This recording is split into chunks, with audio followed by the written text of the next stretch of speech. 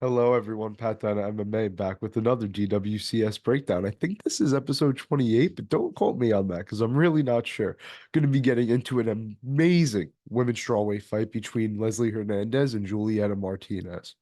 Absolutely love this fight. It is incredible in a lot of different ways. So I am going to be getting into Leslie Hernandez first here. Leslie Hernandez is 5'3" with a 64-inch reach. She is 4-1 as a pro with two TKOs. She went pro at just 14 years old in boxing and trains out of the MMA lab in Arizona. She also fought in LFA for her entire career. So Leslie Hernandez has some basic boxing, but it's effective, quick, and powerful. And she has some very solid leg kicks, front kicks, body kicks, just kind of mixes those up and keeps her opponents guessing. She has a big overhand right that does pack some power behind it and some really solid counters and a nice jab that she uses to kind of just back her opponents up and keep them away. She has some really nice combos on the inside as well. She throws with some good speed and power on the inside. And once her hands are going, she's really dangerous. She's a very dangerous striker once she really gets those hands to go.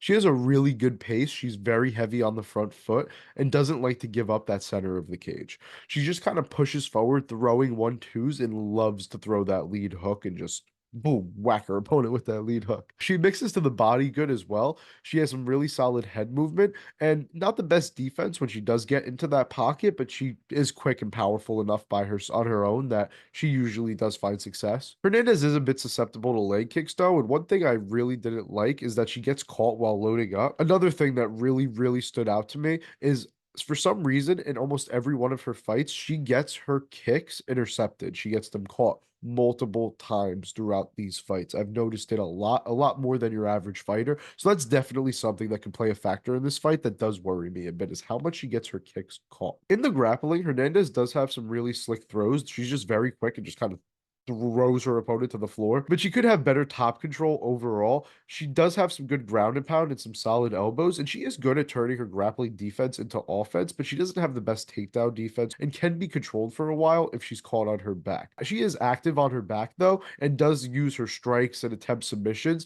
She will threaten leg locks and a bunch of that stuff, but she can be controlled on her back by some better wrestlers. She does have some good get-ups. She is pretty creative in that sense, and she's good at just turning her grappling defense into offense. Her cardio is also completely fine. She's been 3 rounds 3 times. It has looked completely fine in all of those fights cardio wise. No real sign of like slowing down significantly, just regular, like I wouldn't even say average fatigue. I'd say she has above average cardio. She is very well rounded overall as well. Hernandez just has a very solid game and is just using all of her tools to win fights. I will say though that Hernandez is 4-1. I actually thought she won her loss, but I thought she lost her other split decision win against Christina Brader. I really didn't see a world she won that fight. So that one was definitely interesting and showed some of the holes in her game. So moving on to Julieta Martinez now. So Julieta Martinez is just 20 years old. She is 5'1" with a 61-inch reach and has a 7-0 record with 4 knockouts and 2 submissions.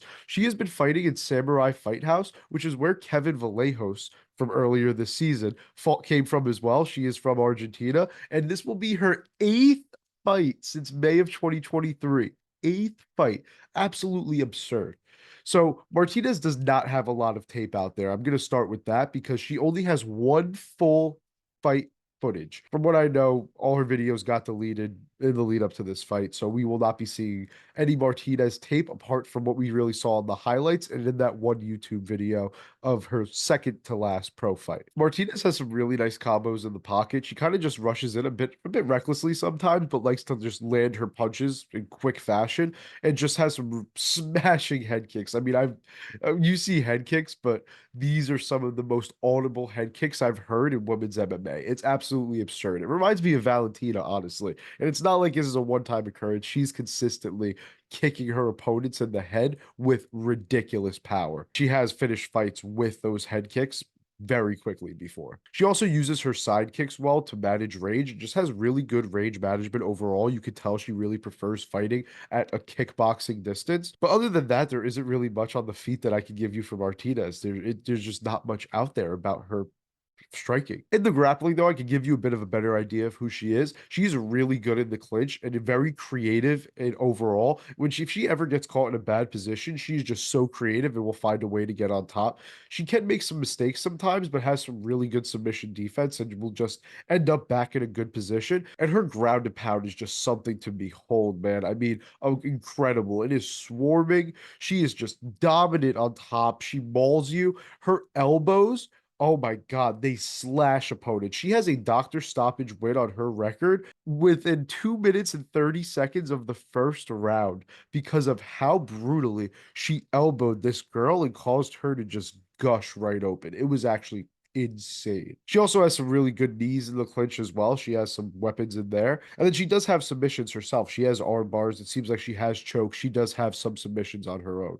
Her cardio also seems to be really good. In the one full fight I watched, she went basically 10 minutes and looked completely fine and has been to a decision before. Wasn't able to watch that, so I really can't tell you how she is in that third round, but her cardio really doesn't seem like a problem. And just overall, though, her level of competition does seem to be very shaky. That would be, I guess, the biggest negative on Martinez is her level of competition overall just doesn't seem to be very good. A lot of negative records on her level of competition. So for my prediction for this fight, this is a really, really fun one and a really tough prediction because I feel like both of these girls are really good and really could be both UFC caliber. But in my opinion, after watching what Kevin Vallejos did earlier this season, it's just so hard to pick against these Argentinians. And after watching her tape, at just 20 years old, man, I'm a believer. I gotta say, I'm a Julieta Martinez believer. I think this girl is special. I really do. I think if she could really just put things together, I think this girl could really be something amazing for the UFC. And Leslie Hernandez is incredible in her own right. I really don't want to disregard her because she is a very good fighter herself. I just feel like Martinez is just something different that we don't really get to see often. So I'm gonna lead that Julieta Martinez gets the win in this fight. I can see Hernandez being tough enough to survive and take this fight to a decision for sure. But Martinez on DWCS, I have a feeling she is gonna go out there and push for that finish. So give me Julieta Martinez via round two knockout in this fight.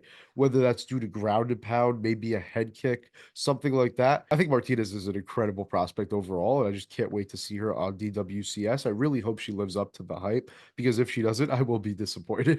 I wanted to thank you all for coming for episode 28, I think, of my DWCS breakdowns. I hope you all enjoyed. Please don't forget to like, comment, and subscribe to watch the rest of my breakdowns for this week, and I'll catch you in the next one.